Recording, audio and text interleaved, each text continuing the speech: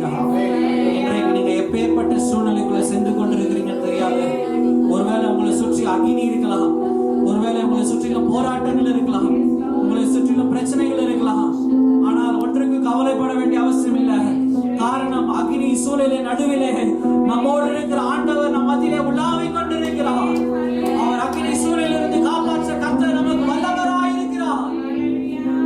எரிகிற சூழ்நிலை மத்தியிலே கூட கர்த்தர் நம் நடுவிலே இருந்தால் அந்த அக்கினி நம்மை பற்றாது. வேதம் சொல்கிறது, ஆறுகளை கடந்து நீ மேற்கொள்வாய், அக்கினி உன் பேரிலே பற்றாது, ஒன்று கொண்டு அணுக முடியாது. ஹல்லேலூயா. காரணம், யெகோவா நிசி நம்மோடு கூட இருக்கிறார். சத்துருவை வெற்றி கொள்ளும்படி கர்த்தர் நமக்கு ஜெயம் கிறிஸ்துவாய் நம்ம மத்தியிலே இருக்கிறார். ஒரு விஷயத்தை சரணத்தை பாட நம்ம நல்லா உற்சாகமாய், நீங்க பயப்பட வேண்டிய அவசியம் இல்லை. கர்த்தர் நம்ம மத்தியிலே இருக்கிறார். தானியேலை சிங்க கபில போட்டாங்க, அவன் பயப்படல.